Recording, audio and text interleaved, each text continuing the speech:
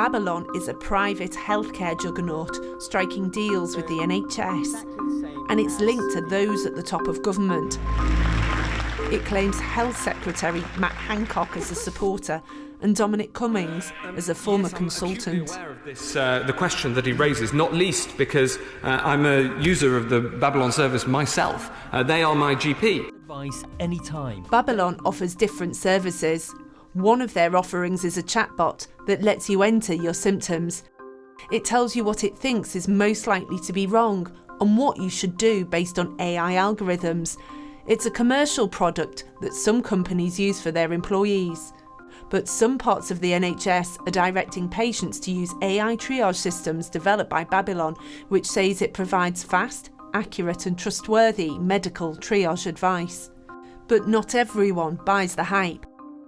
For 3 years, one anonymous Twitter user, under his alias Dr. Murphy, has been consistently flagging concerns with Babylon's chatbot and raising them with the regulatory authorities. Tonight, consultant oncologist Dr. David Watkins comes in from the cold. He says the flaws are still there. There is no evidence to suggest that the chatbot is as safe as GPs, and indeed it may be significantly less safe. This is a 67-year-old male who happens to be a 20-a-day smoker. So there's red flags there straight away. Male, 67, smoker. And he's woke up in the morning and he's got chest pain. Interestingly, it doesn't give you any warning or any indication that you shouldn't be using this for chest pain or for emergencies. It just says, what symptoms would you like me to check? So my chest pain is in the center of my chest, and the chatbot comes up with results, and it says these results will show you what might be causing the symptoms that you mention. And the results that we come up with are of gastritis or sickle cell crisis in the chest. Several senior doctors Newsnight has spoken to agree with Dr. Watkins.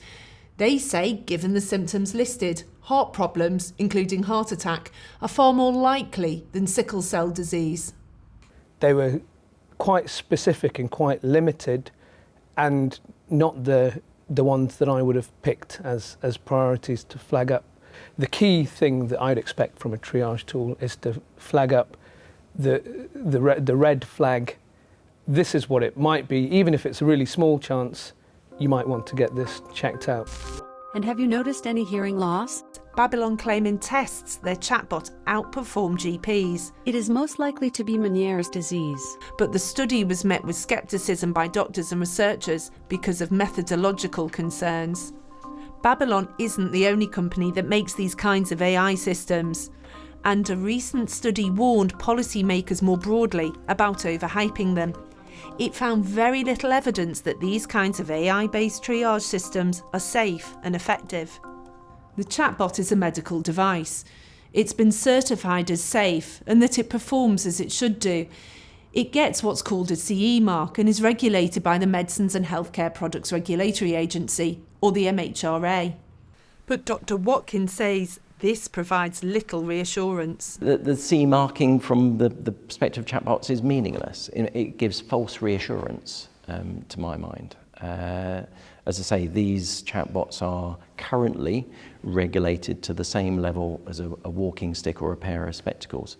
There's no approval process. There's no one at the MHRA assesses the clinical validity of these chatbots. But is there something that is uniquely different about health tech than other parts of medicine? Speaking to the BBC's Horizon programme in 2018, Babylon said, like other tech areas, they released something that they continue to evaluate. Our approach to testing and evaluation is very different to traditional models of evaluation, and it has to be. So when you're working in a very fast-paced technology environment, there needs to be the ability to constantly evaluate the things that we're doing. So once we have released a product, the work doesn't stop there. We're constantly monitoring that, so we have a whole program of post-market surveillance. This senior heart doctor is sceptical about the level of evidence before the launch of the product. Absolutely not. Again, this is digital exceptionalism. If you're going to implement, then if that's with the idea of gathering more evidence, improving what you're going to do next time, improving your intellectual property. In order to do that, I think you have to be open to say that this is a pilot testing or a feasibility study.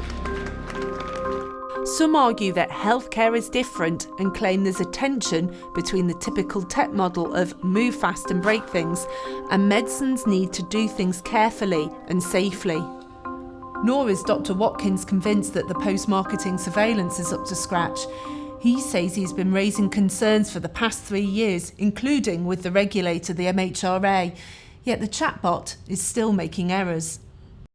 In May 2018, he wrote to the regulator saying, "I am particularly concerned that the chest pain triage algorithm is just as dangerous today as when I first flagged it in February 2017.